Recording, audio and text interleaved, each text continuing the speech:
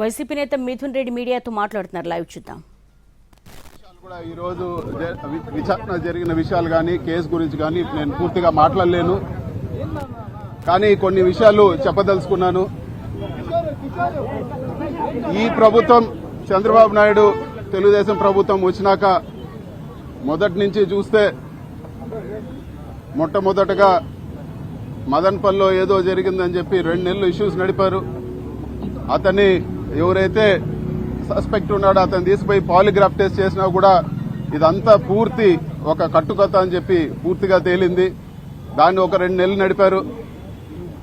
తర్వాత mines department లో అవకతవకలు జరిగాయి, ఇసుకలో 1000 కోట్లు అన్నారు. అదంతా కూడా తప్పు కథనం అని చెప్పి తేలడం జరిగింది. అదేవిధంగా మైన్స్ 100 మైన్స్ అనేక్రాంతం చేశారని తప్పుడు ఆరోపణలు చేశారు. ఏ ఒక్కటి కూడా ఇప్పటి వరకు ప్రూవ్ చేయలేదు. అదేవిధంగా మళ్ళీ కొన్ని రోజులకి ఫారెస్ట్ ల్యాండ్ మా సొంత ల్యాండ్ అని పేపర్లు చూపించినా కూడా ఇది ఫారెస్ట్ ల్యాండ్, దీన్ని ఆక్రమించారన్నారు. కోర్టులో మేము కోర్టుకు పోతే మళ్ళీ అదంతా కూడా కరెక్ట్ గానే ఉందని చెప్పి కోర్టుకు వాళ్ళు సబ్మిట్ చేయడం జరిగింది. భూములు ఆక్రమించామని చెప్పి తప్పుడు కేసు పెట్టినారు. ఏ ఒక్కటి కూడా ఇప్పటి వరకు ప్రూవ్ చేయలేదు. ఇన్ని కథనాలు ఇంకొకరు మాట్లాడారు, ఎర్రచందనం చేస్తున్నారని చెప్పి ఓపెన్ గా ఛాలెంజ్ చేసి ప్రూవ్ చేయమన్నా కూడా ఎవరు చేసిన పరిస్థితి లేదు.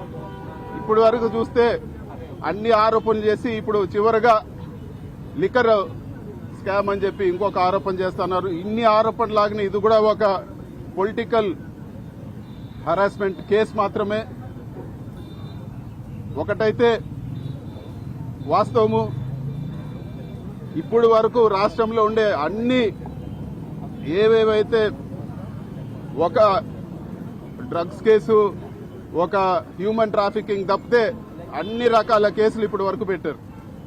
ఒకటే నేను చెప్పదలుచుకున్నాను, కోర్టు పరిధిలో ఉంది కాబట్టి పూర్తి వివరాలు చెప్పలేను. ఇది పూర్తి తప్పుడు కేసు. ఇలాంటి కేసులకు భయపడేది లేదు, ధైర్యంగా ఎదుర్కొంటామని చెప్పి కూడా ఈరోజు మీ సమక్షంలో తెలియజేస్తా ఉన్నాను. కోర్టులో డెసిషన్ వచ్చిన తర్వాత ఈ కేసు గురించి కూడా పూర్తిగా నేను మీ అందరితో కూడా మాట్లాడతానని చెప్పి తెలియజేస్తాను.